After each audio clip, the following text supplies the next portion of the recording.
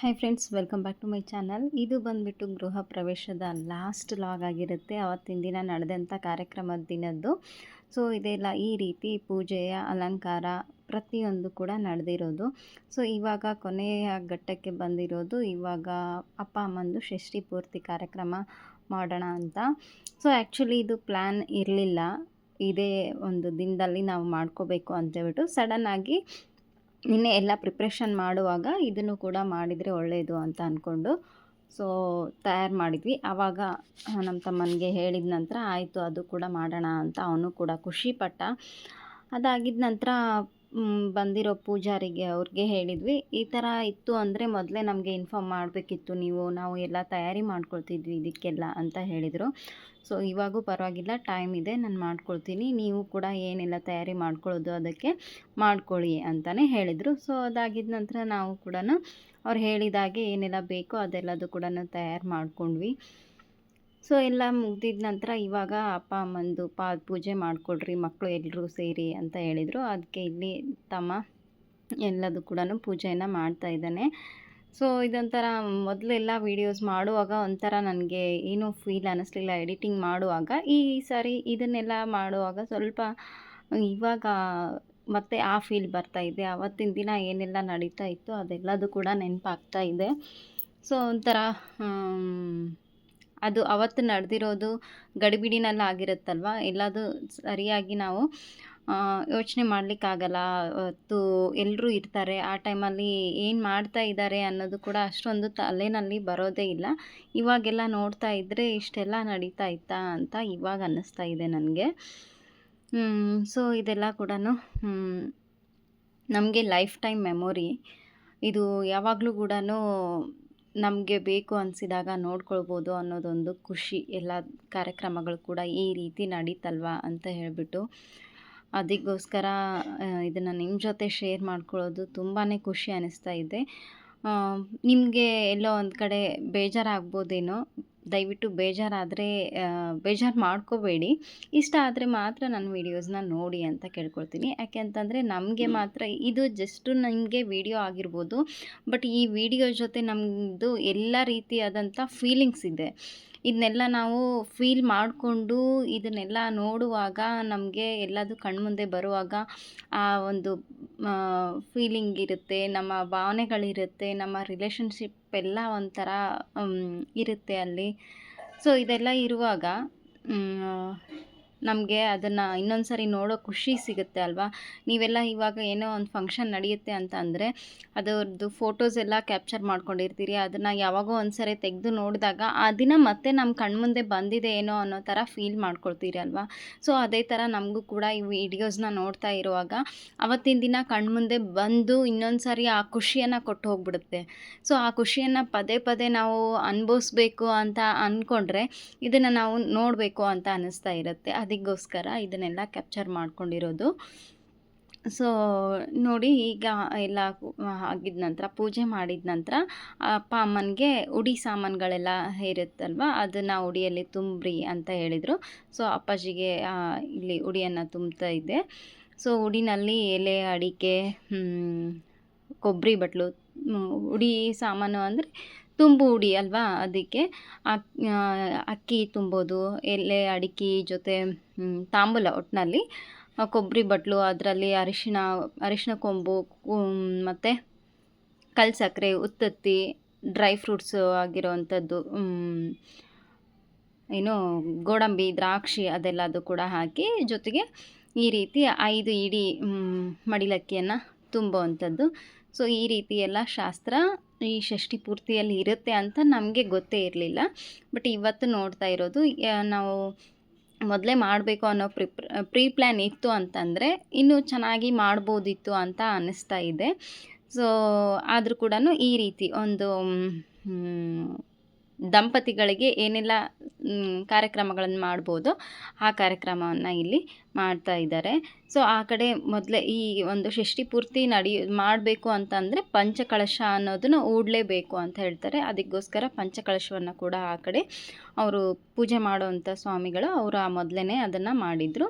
ಅದಾಗಿದ್ದ ನಂತರ ಅಲ್ಲಿ ಪೂಜೆ, ಅಲ್ಲಿ ಸಂಕಲ್ಪ ಆಗಿದ ನಂತರ ಈ ಕಡೆ ಇವ್ರಿಗೆ ದಂಪತಿಗಳಿಗೆ ಪೂಜೆನ ಮಾಡ್ತಾ ಇರೋದು. ಸೊ ಅಮ್ಮಗೆ ಈ ರೀತಿ ಅವ್ರಿಗೆ ಏನು ದಂಡಿ ಅಂತ ಹೇಳ್ತೀವಿ ನಾವು, ತಲೆಗೆ ಹಾಕೋದು, ಆ ದಂಡಿಯನ್ನು ಹಾಕೋದು, ಉಡಿ ತುಂಬೋದು, ಇದೆಲ್ಲ ಕೂಡ ಬೀಗ್ರ ಕಡೆಯಿಂದ ಆಗುವಂಥದ್ದು. ಸೊ ಅದಕ್ಕೆ ನಮ್ಮಕ್ಕ ಅವಳು ಗಂಡನ ಮನೆ ಕಡೆಯಿಂದ, ಬೀಗ್ರ ಕಡೆಯಿಂದ ಅನ್ನೋ ಥರ ಅವಳು ಉಡಿಯನ್ನು ಅಮ್ಮಗೆ ಅಪ್ಪಗೆ ತುಂಬ್ತಾಯಿದ್ರು.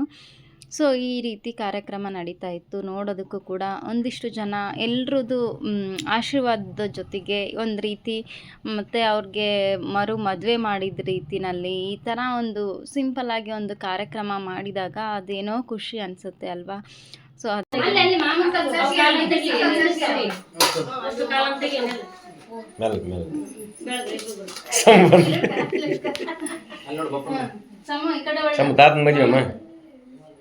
ಈಗ ನೋಡಿ ಕಡಿ ಕಡಿ ಅವಾಗ ಇದ್ದಿಲ್ಲಲ್ಲ, ಅದಕ್ಕೆ ಈಗ ಮಾಡಕತ್ತಿ.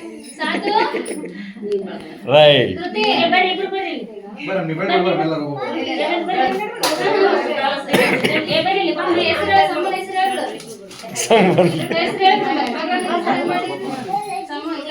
ತಾತನ ಮದುವೆ ಈಗ ನೋಡಿ ಕಡಿ ಕಡಿ ಮೆಲ್ ಇದ್ದಿಲ್ಲಲ್ಲ, ಅದಕ್ಕೆ ಈಗ ಮಾಡಕತ್ತಿ. ರೈಟ್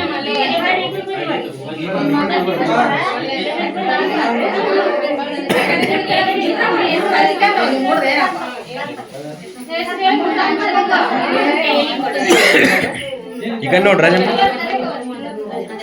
ತೇಜ್ ಒಂದು ಸ್ವಲ್ಪ ಸರಿ ಮೆಲ್ ಅಮ್ಮ ನೀವು ಬಂದ್ರೆ ಇಲ್ಲಿ ನೋಡು ಧೃತಿ.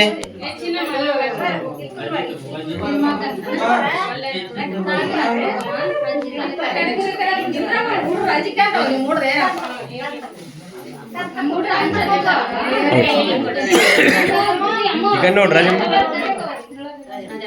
ತೇಜ್ ಒಂದು ಸ್ವಲ್ಪ ಸರಿ ಅಪ್ಪ ಅಮ್ಮ ನೀವು ಬರೋದ್ರೆ ಇಲ್ಲಿ ನೋಡು ಧೃತಿ.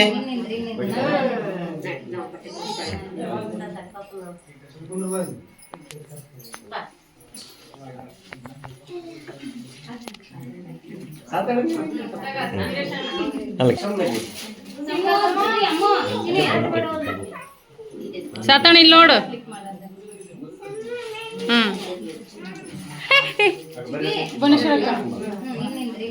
ಒಂದು ಕಾರ್ಯಕ್ರಮ ಅಂತಂದರೆ ಈ ರೀತಿ ಗಲಾಟೆ ಇರೋದು, ಗದ್ದಲ ಇರೋದು, ಅದೊಂಥರ ಕೇಳೋದಕ್ಕೆ ನೋಡೋದಕ್ಕೆ ಇನ್ನೂ ಖುಷಿ ಅಂತಲೇ ಹೇಳ್ಬೋದು. ಅದರಲ್ಲೂ ಕೂಡ ಮಕ್ಕಳು ಮೊಮ್ಮಕ್ಕಳು ಅಂತ ಬಂದಾಗ ನಮ್ಮ ಅಪ್ಪ ಅಮ್ಮನಿಗೂ ಕೂಡ ತುಂಬಾ ಖುಷಿ ಅಲ್ವಾ. ಸೊ ಅದು ಹಾಗೆ ನ್ಯಾಚುರಲ್ ಆಗಿಯೇ ಇರಲಿ ಅಂತ ನಾನು ಅಲ್ಲಿ ಏನು ಎಡಿಟ್ ಮಾಡಿಲ್ಲ. ಸೊ ಅದನ್ನು ನೋಡುವಾಗ ಮತ್ತೆ ನಮಗೆ ಇರುತ್ತೆ ಅನ್ನೋ ಕಾರಣಕ್ಕೆ ಸೊ ಈ ರೀತಿಯಾಗಿ ಅಪ್ಪ ಅಮ್ಮಂದು ಷಷ್ಠಿ ಪೂರ್ತಿ ಕೂಡ ಮಾಡ್ತಾ ಇದ್ದೀವಿ.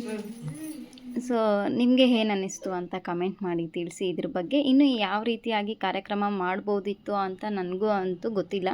ಸೊ ಈ ಥರ ಏನೇ ಕಾರ್ಯಕ್ರಮ ಇರಲಿ, ನಮ್ಮ ಅಕ್ಕನಿಗೆ ಮಾತ್ರ ತುಂಬಾ ಖುಷಿ, ತುಂಬಾ ಸಡಗರ. ಅವಳಿಗೆ ಏನೇ ಕಾರ್ಯಕ್ರಮ, ಒಂದು ಸಣ್ಣದಾಗಿ ಕಾರ್ಯಕ್ರಮ ಅಂದರೂ ಕೂಡ ಅದು ತುಂಬ ಅದ್ಧೂರಿಯಾಗಿ ಮಾಡಬೇಕು ಅನ್ನೋಳು. ಸೊ ಅವಳ ಆಸೆ ಇತ್ತು ಅದು ಷಷ್ಠಿ ಪೂರ್ತಿಯನ್ನು ಮಾಡಬೇಕು ಅನ್ನೋದು. ಸೊ ಇವತ್ತು ಅವಳ ಆಸೆ ಕೂಡ ನೆರವೇರಿತು. ಅದ್ರ ಜೊತೆಗೆ ಎಲ್ರಿಗೂ ಕೂಡ ಖುಷಿ ಕೂಡ ಆಯಿತು ಅಂತಲೂ ಹೇಳ್ಬೋದು. ಸೊ ನನಗೆ ಈ ಥರದ್ದೆಲ್ಲ ಅಷ್ಟೊಂದು ಐಡಿಯಾಸ್ ಇರೋದಿಲ್ಲ. ಏನಿದ್ರೂ ಕೂಡ ನಮ್ಮ ಅಕ್ಕಂದೇ ಐಡಿಯಾಸ್ ಇರುತ್ತೆ. ಈ ಥರದ್ದು ಏನೇ ಮಾಡಬೇಕಂದ್ರೂ ಕೂಡ ಅಷ್ಟೇ ಅವಳು ತುಂಬಾ ಒಂಥರ ಡಿಫ್ರೆಂಟ್ ವೇನಲ್ಲಿ ಯೋಚನೆ ಮಾಡಿ ತಯಾರು ಮಾಡ್ತಾಳೆ. ಸೊ ಅದಕ್ಕೋಸ್ಕರ ಅವಳು ಬಂದಿದ್ದ ನಂತರನೇ ಇದನ್ನು ಮತ್ತೆ ಸಡನ್ನಾಗಿ ಪ್ಲ್ಯಾನ್ ಮಾಡಿಕೊಂಡು ಮಾಡ್ತಾ ಇರೋದು. ಸೊ ಎಲ್ಲರೂ ಕೂಡ ಅದನ್ನು ಕೂಡ ತುಂಬ ಖುಷಿಪಟ್ಟರು.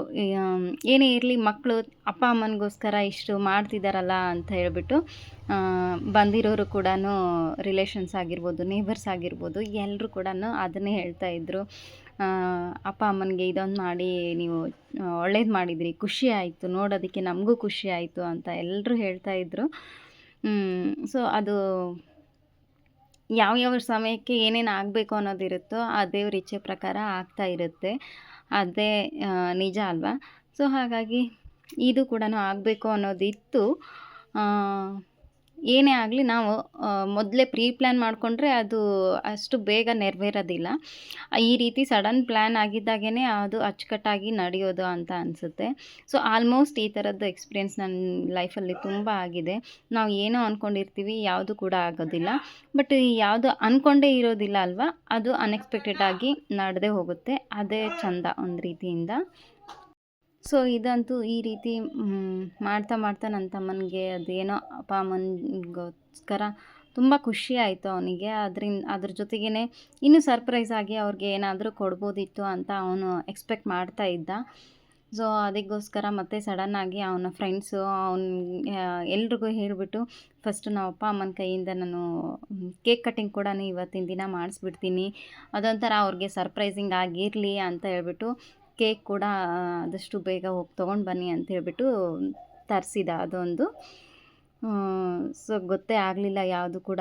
ಈವನ್ ಅಪ್ಪ ಅಮ್ಮನಿಗೂ ಕೂಡ ಇದೆಲ್ಲ ಮಾಡ್ತಾರೆ ಅಂತ ಅವ್ರಿಗೂ ಗೊತ್ತೇ ಇರಲಿಲ್ಲ. ಸುಮ್ಮನೆ ಏನೋ ಈ ರೀತಿ ನೀವು ಬಟ್ಟೆ ಎಲ್ಲ ಹಾಕ್ಕೊಳ್ಳಿ, ಈ ರೀತಿ ಕೂತ್ಕೊಳ್ಳಿ ಅಂತ ಅಷ್ಟೇ ಹೇಳಿದ್ದು. ಸೊ ಅದಾಗಿದ್ದ ನಂತರನೇ ಅವ್ರಿಗೂ ಗೊತ್ತಾಗಿದ್ದು ಇದೆಲ್ಲ ಯಾಕೆ ಮಾಡಬೇಕು ಅಂತ ಅವ್ರು ಅಂತ ಇದ್ದರು. ಸೊ ಅವರು ಮೊದಲಿನ ಕಾಲದ ಜನ, ಅವರು ಈ ಥರದ್ದೇನಾದರೂ ಹೇಳಿಬಿಟ್ರೆ ಅದನ್ನು ರಿಜೆಕ್ಟ್ ಮಾಡಿಬಿಡ್ತಾರೆ. ಬಟ್ ಅದೇನು ನಮಗೆ ಖುಷಿ ಕೊಡುತ್ತಲ್ವಾ. ಸೊ ಅದಕ್ಕೋಸ್ಕರ ನಾವು ಅವ್ರಿಗೆ ಹೇಳೋದೇ ಬೇಡ ಅಂತ ಹೇಳ್ಬಿಟ್ಟು ಸಡನ್ನಾಗಿ ಪ್ಲ್ಯಾನ್ ಮಾಡಿ ಅದನ್ನು ಎಕ್ಸಿಕ್ಯೂಟ್ ಮಾಡಬೇಕಾಯ್ತು. ಅವ್ರಿಗೂ ಕೂಡ ಮೊದಲೇ ಹೇಳಿದರೆ ಅದು ಚೆನ್ನಾಗಿಯೂ ಇರೋಲ್ಲ, ಅದ್ರ ಜೊತೆಗೆ ಆ ಎಕ್ಸೈಟ್ಮೆಂಟ್ ಕೂಡ ಬೇರೆ ಥರನೇ ಆಗಿಬಿಡುತ್ತೆ. ಅದಕ್ಕೋಸ್ಕರ ಅದೆಲ್ಲ ಹೇಳೋದೇ ಬೇಡ ಅಂತ ಅಂದ್ಕೊಂಡ್ವಿ. ಸೊ ನಮ್ಮ ಅಪ್ಪಾಜಿಗೆ ಇದೆಲ್ಲ ಅಷ್ಟೊಂದು ಇಷ್ಟ ಆಗೋದಿಲ್ಲ. ಈ ರೀತಿಯಾಗಿ ಜೋಡಿಯಾಗಿ ಕೂತ್ಕೊಂಡು ಈ ರೀತಿ ಕಾರ್ಯಕ್ರಮಗಳೆಲ್ಲ ಮಾಡಿಸ್ಕೊಳ್ಳಿ ಅಂತಂದರೆ ಅಷ್ಟಕ್ಕಷ್ಟೇ. ಅವರು ಯಾವಾಗಲಾದರೂ ಏನಾದರೂ ಮನೇಲಿ ಫಂಕ್ಷನ್ ಇದೆ ಅಂತ ಅಂದರೂ ಕೂಡ ಇಬ್ಬರು ಕೂತ್ಕೊಂಡು ಆರತಿ ಮಾಡಿರಿ, ಹೆಸರಿಡ್ರಿ ಅಂದ್ರೇ ಅವರು ಅದನ್ನು ರಿಜೆಕ್ಟ್ ಮಾಡ್ತಾರೆ, ಸ್ವಲ್ಪ ಅವಾಯ್ಡ್ ಮಾಡ್ತಾರೆ ಆ ಥರದ್ದೇನೆ. ಸೊ ಅಂಥದ್ರಲ್ಲಿ ಇದು ಅವ್ರಿಗೆ ಗೊತ್ತಾಗ್ತಾ ಹೋಯಿತು ಷಷ್ಠಿ ಪೂರ್ತಿ ಮಾಡ್ತಾ ಇದ್ದಾರೆ ಅನ್ನೋದು. ಬಟ್ ಇಂಥ ಕಾರ್ಯಕ್ರಮಗಳೆಲ್ಲ ಅಷ್ಟಾಗಿ ನಾವು ನಮ್ಮ ಕಡೆ ನೋಡಿಲ್ಲ. ಎಲ್ಲೋ ಒಂದು ಕಡೆ ನೋಡಿದ್ರು ಕೂಡ ಅಷ್ಟೊಂದು ಐಡಿಯಾಸ್ ಇರಲ್ಲ. ಅದಕ್ಕೋಸ್ಕರ ಅವ್ರಿಗೆ ಅದು ಆಮೇಲೆ ನಾವೆಲ್ಲ ಹೇಳ್ತಾ ಇರುವಾಗ, ಹಾಗೆ ಜೊತೆಗಿರೋರೆಲ್ಲರೂ ನಾವು ಮಾತಾಡ್ತಾ ಇರುವಾಗ ಅವ್ರಿಗೆ ಅದು ಗೊತ್ತಾಯ್ತಾ ಹೋಯ್ತಲ್ಲ, ಅದಕ್ಕೆ ಸ್ವಲ್ಪ ಅವ್ರಿಗೆ ಇಷ್ಟ ಆಗಲಿಲ್ಲ, ಬೇಡ ಬೇಡ ಅಂತ ಹೇಳ್ತಾಯಿದ್ರು. ಅದಕ್ಕೋಸ್ಕರ ಇಷ್ಟೊತ್ತಾದರೂ ಕೂಡ ಅವರು ಮೊದಲು ಏನು ನಾವು ಗೃಹ ಪ್ರವೇಶಕ್ಕೆ ಪೂಜೆ ಏನು ಮಾಡಿಸ್ತಾ ಇದ್ವಲ್ವ ಅದಷ್ಟೇ ಅಂತ ಅಂದ್ಕೊಂಡು ಅಷ್ಟೇ ಅಲ್ಲಿವರೆಗೂ ಕೂತ್ಕೊಂಡಿದ್ರು. ಅದಾಗಿದ್ದ ನಂತರ ಗೊತ್ತಾಯ್ತಲ್ಲ, ಅದಕ್ಕೆ ಬೇಡ ಅಂತ ಅವಾಯ್ಡ್ ಮಾಡ್ತಾ ಹೋದರು. ಸೊ ಇವ್ರಿಗೆ ಮೊದಲೇ ನಾವು ಕೂಡ ಬಟ್ಟೆಯನ್ನು ಮಾಡಿಬಿಟ್ಟಿದ್ವಿ. ಅದೇ ಬಟ್ಟೆನೇ ಅಮ್ಮ ಅಪ್ಪ ಹಾಕ್ಕೊಂಡಿದ್ದು. ಅದಾಗಿದ್ದ ನಂತರ ನಮಗೂ ಕೂಡ ಬಟ್ಟೆ ಮಾಡಬೇಕು, ಉಡಿ ತುಂಬಬೇಕು ಅಂತ ಅಮ್ಮ ಹೇಳ್ತಾಯಿದ್ರು. ಮಡ್ಲಕ್ಕಿ ಹಾಕಬೇಕು ನಿಮಗೂ ಅಂತ. ಆದರೆ ನಮಗೂ ಟೈಮ್ ಸಿಗಲಿಲ್ಲ, ಅವ್ರಿಗೂ ಟೈಮ್ ಸಿಗಲಿಲ್ಲ. ಹಿಂಗೆ ಕಾರ್ಯಕ್ರಮಗಳೆಲ್ಲ ಮುಗಿತಾ ಬಂತು. ಹಾಗೆ ಗೆಸ್ಟ್ ಕೂಡ ಬರೋದಕ್ಕೆ ಸ್ಟಾರ್ಟ್ ಮಾಡಿಬಿಟ್ರು. ಅದಕ್ಕೋಸ್ಕರ ಒಟ್ಟಿನಲ್ಲಿ ನಮಗೆ ಡ್ರೆಸ್ ಚೇಂಜ್ ಮಾಡಲಿಕ್ಕೂ ಆಗಲಿಲ್ಲ, ರೆಡಿ ಆಗೋಕ್ಕೂ ಆಗಲಿಲ್ಲ. ಮನೆ ಫಂಕ್ಷನ್ ಅಂದ ಕೂಡಲೇ ಹೀಗೆ ಗಡಿಬಿಡಿ ಆಗಿಬಿಡುತ್ತೆ, ಎಲ್ಲ ಕೆಲಸ ಮಾಡೋದ್ರಲ್ಲೇ ಆಗಿಬಿಡುತ್ತೆ. ಹೊರತಾಗಿ ನಾವು ನೀಟಾಗಿ ಇರಬೇಕು ಅಂತ ಅಂದ್ಕೊಂಡ್ರು ಕೂಡ ಆಗೋದೇ ಇಲ್ಲ. ತುಂಬ ಪ್ರೀ ಪ್ಲ್ಯಾನ್ ಮಾಡಿಕೊಂಡೇ ಇತ್ತು, ಬಟ್ ಆಗಲೇ ಇಲ್ಲ. ಅದಕ್ಕೋಸ್ಕರ ನಾವು ಅವತ್ತು ಗೃಹ ಪ್ರವೇಶಕ್ಕೆ ಅಂತ ತೊಗೊಂಡಿದ್ದು ಸಾರಿ ಕೂಡ ವೇರ್ ಮಾಡಲಿಕ್ಕಾಗಲಿಲ್ಲ.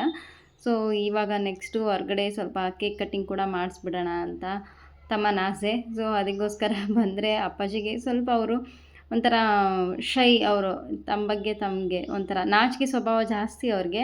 ಸೊ ಹಾಗಾಗಿ ಇದನ್ನೆಲ್ಲ ಮಾಡಿ ಅಂದರೆ ಕೇಳ್ತಾನೆ ಇರಲಿಲ್ಲ. ಬೇಡ ಬೇಡ, ನಾವೆಲ್ಲ ಏನು ಸಣ್ಣ ಮಕ್ಕಳನ್ನ ಇದನ್ನೆಲ್ಲ ಮಾಡೋದಕ್ಕೆ ಅಂತ ಹೇಳ್ತಾಯಿದ್ರು. ಅದಕ್ಕೋಸ್ಕರ ಸಣ್ಣ ಮಕ್ಕಳೆಲ್ಲ ಇದ್ದಾರಲ್ಲ, ಅವರೇ ಮಾಡಲಿ ಕೇಕ್ ಕಟ್ಟಿಂಗು ಅಂಥೇಳಿ ಮಾಡಲೇ ಇಲ್ಲ ಅವರು. ಸೊ ಅಮ್ಮ ಕೂಡ ಅವರು ನಮ್ಮ ಒತ್ತಾಯಕ್ಕೆ ಕೂತ್ಕೊಂಡಿದ್ರು. ಬಟ್ ಅಪ್ಪ ಬರಲಿಲ್ಲಲ್ವ, ಅದಕ್ಕೆ ಸೈಲೆಂಟ್ ಆಗಿಬಿಟ್ರು. ಮತ್ತು ಹಾಗೆ ಮಕ್ಕಳ ಕಡೆಯಿಂದನೇ ಎಲ್ಲ ಸೆಲೆಬ್ರೇಷನ್, ಮಕ್ಕಳ ಖುಷಿಗೋಸ್ಕರನೇ ಎಲ್ಲ ಇದೆಲ್ಲ ಮಾಡೋದು ಅಂಥೇಳ್ಬಿಟ್ಟು. ಸೊ ಮೊಮ್ಮಕ್ಕಳು ಏನು ಮಾಡಿದರು ಅವರಿಗೆ ಅಂತೂ ತುಂಬಾ ಖುಷಿ. ಅದಕ್ಕೋಸ್ಕರ ಅವ್ರ ಕಡೆಯಿಂದನೇ ಎಲ್ಲದೂ ಮಾಡಿದರು. ಸೊ ಅದಾಗಿದ್ದ ನಂತರ ಫೈನಲ್ ಆಗಿ ನಮ್ಮ ಫ್ಯಾಮಿಲಿ ಫೋಟೋ ಎಲ್ಲದು ಕೂಡ ಇವಾಗೆ ತೆಗ್ಸ್ಕೊಳ್ಳೋಣ ಅಂತ ಹೇಳ್ತಾಯಿದ್ರು. ನಾವು ಡ್ರೆಸ್ ಚೇಂಜ್ ಮಾಡಬೇಕು ಹಾಗೆ ಹೀಗೆ ಅಂತಿದ್ವಿ. ಇಲ್ಲ ಮತ್ತೆ ಟೈಮ್ ಸಿಗೋಲ್ಲ, ಗೆಸ್ಟ್ ಎಲ್ಲ ಬಂದುಬಿಡ್ತಾರೆ ಅಂತ ಹೇಳ್ಬಿಟ್ಟು ಮತ್ತು ಫ್ಯಾಮಿಲಿ ಫೋಟೋಗೆ ಎಲ್ಲರೂ ಸೇರಿಬಿಟ್ಟು ಒಂದು ಕ್ಲಿಪ್ಪಿಂಗ್ ಇರಲಿ ಅಂತ ಹೇಳ್ಬಿಟ್ಟು ಪೋಸ್ ಕೊಟ್ಟಿದ್ದಾಯಿತು. ಸೊ ಹೇಗಿದೆ ಅಂತ ಕಮೆಂಟ್ ಮಾಡಿ ತಿಳಿಸಿ ನಮ್ಮ ಫ್ಯಾಮಿಲಿ. ಸೊ ಇದಾಗಿದ್ದ ನಂತರ ಮಂಗಳಾರತಿ ಕೂಡ ಶುರು ಆಯಿತು. ಎಲ್ಲ ಪೂಜೆ ಇದು ಹೊರಗಡೆ ಎಲ್ಲ ಕಾರ್ಯಕ್ರಮ ಮುಗಿತಾ ಬಂದಿದ್ದ ನಂತರ ಕೊನೆಯದಾಗಿ ಮಂಗಳಾರತಿಯನ್ನು ಮಾಡ್ತಾಯಿದ್ದಾರೆ. ಸೊ ಒಂದು ರೀತಿಯಲ್ಲಿ ಇದೆಲ್ಲ ನೋಡ್ತಾ ಇದ್ದರೆ ಖುಷಿ ಅಂತ ಅನ್ನಿಸ್ತಾ ಇದೆ. ಹಾಗೆ ನಾವು ಎಲ್ಲೋ ಒಂದು ಕಡೆ ಹೆಣ್ಮಕ್ಳಾಗಿ ತವ್ರ ಮನೆಗೆ ಎಷ್ಟು ಮಾಡಿದರೂ ಕೂಡ ಕಡಿಮೆನೇ, ಏನು ಮಾಡಲಿಕ್ಕಾಗಲ್ಲ. ಹೆಣ್ಮಕ್ಳಾಗಿ ತವ್ರ ಮನೆ ಋಣನ ತೀರ್ಸೋಕ್ಕಂತೂ ಆಗೋದಿಲ್ಲ.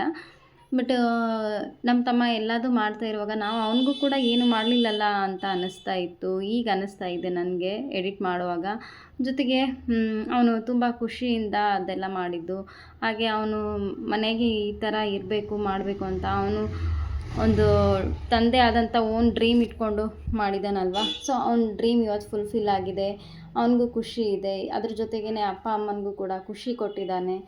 ಸೊ ನಾವು ತಂದೆ ತಾಯಿಗೆ ಏನು ಮಾಡಲಿಲ್ಲಲ್ಲಪ್ಪ ಅನ್ನೋ ಬೇಜಾರು, ಒಂದು ಅಸಹಾಯಕತೆ ಅನ್ನೋದು ಹೆಣ್ಮಕ್ಳಲ್ಲಿ ಕಾಡ್ತಾನೆ ಇರುತ್ತೆ. ಆ ಗಿಲ್ಟ್ ಫೀಲ್ ಇದ್ದೇ ಇರುತ್ತೆ. ತವ್ರ ಮನೆಗೋಸ್ಕರ ನಾವೇನು ಮಾಡಿದ್ದೀವಿ, ಏನೂ ಮಾಡಿಲ್ಲ ಅನ್ನೋದು ಅಲ್ವಾ. ಸೊ ಅದು ಅನಿಸುತ್ತೆ. ಸೊ ಎಲ್ಲ ಹೆಣ್ಮಕ್ಳಿಗೂ ಸಹಜವಾಗಿ ಅನಿಸೋ ಅಂಥದ್ದು. ಏನೂ ಮಾಡಲಿಕ್ಕಾಗಲ್ಲ, ಏನು ಹೇಗಿರುತ್ತೋ ಹಾಗೆ ಹೋಗೋದು ಅಲ್ವಾ. ಸೊ ಇದಾಗಿತ್ತು ಇವತ್ತಿನ ಕಂಪ್ಲೀಟ್ ವಿಡಿಯೋ. ಅದಾಗಿದ್ದ ನಂತರ ಇದು ಕೊನೆ ವಿಡಿಯೋ ಆಗಿರುತ್ತೆ ಗೃಹ ಪ್ರವೇಶದ ದಿನದ್ದು. ಹಾಗೆ ಇನ್ನು ನೆಕ್ಸ್ಟು ಮೇನ್ ಪಾರ್ಟಪ್ಪ ಅಂದರೆ ಊಟದ ವ್ಯವಸ್ಥೆಯಲ್ಲಿ ಹುಗ್ಗಿ, ಸಂಡಿಗೆ, 2 ರೀತಿ ಪಲ್ಯ, ಚಪಾತಿ, ರೊಟ್ಟಿ, ನಮ್ಮ ಕಡೆ ಖಡಕ್ ರೊಟ್ಟಿ, ಜೊತೆಗೆ ಪಲಾವ್, ಮಜ್ಜಿಗೆ ಸಾಂಬಾರು, ಅನ್ನ ಸಾಂಬಾರು ಎಲ್ಲ ಇತ್ತು. ಅಂದರೆ ಈ ಸಾರಿ ಮನೆಯಲ್ಲಿ ಮಾಡಿಸ್ಲಿಲ್ಲ. ಮನೆಯಲ್ಲಿ ಮಾಡಿಸಿದ್ರೆ ಅಡುಗೆ ಎಲ್ಲದು ಕೂಡ ಚೆನ್ನಾಗಿರ್ತಿತ್ತು. ಬಟ್ ಅಮ್ಮ ಅವರು ಪೂಜೆ ಕೂತಿರುವಾಗ ಎಲ್ಲ ಸಾಮಾನುಗಳು ಅವರೇ ಎದ್ದು ಓಡಾಡಿ ಕೊಡಲಿಕ್ಕಾಗಲ್ಲ ಅನ್ನೋ ಕಾರಣಕ್ಕೆ ತಮ್ಮನಿಗೆ ತುಂಬ ಹತ್ರದವರು, ತುಂಬ ಫ್ರೆಂಡ್ಲಿ ಆಗಿರೋರು, ಇಲ್ಲ ಇವತ್ತಿಂದು ಗೃಹ ಪ್ರವೇಶಕ್ಕೆ ಏನೆಲ್ಲ ಊಟದ ವ್ಯವಸ್ಥೆ ಏನು ಮಾಡೋದಿದೆ ಅದೆಲ್ಲ ನಾವೇ ಮಾಡ್ಕೊಳ್ತೀವಿ ಅಂತ ಹೇಳಿದರು. ಅವರೇನೇ ಮಾಡಿದರು. ಸೊ ಅದೆಲ್ಲ ಐಟಮ್ಸ್ನು ಕೂಡ ಪಾರ್ಸಲ್ ಆಗಿಯೇ ತಂದಿದ್ದಕ್ಕೆ ಅಷ್ಟು ಏನು ಸರಿ ಅನ್ನಿಸ್ಲಿಲ್ಲ. ಬಟ್ ಮನೇಲಿ ಮಾಡಿದರೆ ಆ ಟೇಸ್ಟೇ ಬೇರೆ, ಆ ವಾತಾವರಣನೇ ಬೇರೆ ಮನೇಲಿ ಮಾಡಿದಾಗ. ಸೊ ಹಾಗಿರುತ್ತೆ ಅಲ್ವಾ. ಇದು ಹೊರಗಡೆ ತಂದಿದ್ದು ಅನ್ನೋ ಸ್ವಲ್ಪ ಫೀಲ್ ಇತ್ತು. ಆದರೂ ಪರವಾಗಿಲ್ಲ, ಚೆನ್ನಾಗಾಯಿತು ಎಲ್ಲದೂ ಕೂಡ.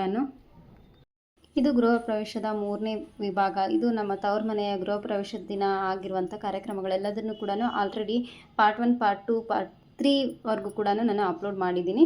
ಸೊ ನಿಮಗೆ ಯಾರಿಗಾದರೂ ಇಂಟ್ರೆಸ್ಟ್ ಇದ್ದರೆ ಅಲ್ಲಿ ಹೋಗಿ ನೋಡ್ಕೊಳ್ಳಿ. ಹಾಗೆ ಉತ್ತರ ಕರ್ನಾಟಕದ ಒಂದು ಸಂಪ್ರದಾಯ ಎಲ್ಲದೂ ಕೂಡ ಅಲ್ಲಿ ತೋರಿಸಿದ್ದೀನಿ. ಸೊ ಯಾರೆಲ್ಲ ಇಷ್ಟ ಆಗುತ್ತೆ ದಯವಿಟ್ಟು ನೋಡಿ, ಹಾಗೆ ಸಪೋರ್ಟ್ ಮಾಡಿ ಅಂತ ಕೇಳ್ಕೊಳ್ತೀನಿ. ಸೊ ಇವತ್ತಿನ ವೀಡಿಯೋನ ಇಲ್ಲಿಗೆ ಎಂಡ್ ಮಾಡ್ತಾ ಇದ್ದೀನಿ. ನೆಕ್ಸ್ಟ್ ವೀಡಿಯೋದಿಂದ ಆ್ಯಸ್ ಯೂಶ್ವಲ್ ನಮ್ಮ ಡೈಲಿ ಲಾಗ್ಸ್ ಇರುತ್ತೆ, ಡೈಲಿ ರೊಟೀನ್ ಇರುತ್ತೆ. ಸೊ ಮತ್ತು ನೆಕ್ಸ್ಟ್ ವೀಡಿಯೋನಲ್ಲಿ ನಾನು ನಿಮಗೆ ಸಿಗ್ತೀನಿ ಫ್ರೆಂಡ್ಸ್. ಇನ್ನು ಯಾರೆಲ್ಲ ನನ್ನ ಚಾನಲ್ಗೆ ಸಬ್ಸ್ಕ್ರೈಬ್ ಮಾಡ್ಕೊಂಡಿಲ್ವೋ ದಯವಿಟ್ಟು ಸಬ್ಸ್ಕ್ರೈಬ್ ಮಾಡ್ಕೊಳ್ಳಿ, ಸಪೋರ್ಟ್ ಮಾಡಿ. ಇಷ್ಟ ಆದರೆ ಲೈಕ್ ಮಾಡೋದನ್ನು ಕೂಡ ಮರಿಬೇಡಿ. ನಿಮ್ಮ ಅನಿಸಿಕೆ ಅಭಿಪ್ರಾಯವನ್ನು ಕೂಡ ಕಮೆಂಟ್ ಮಾಡಿ ತಿಳಿಸಿ. ಮತ್ತೆ ಸಿಗೋಣ. Thanks for watching.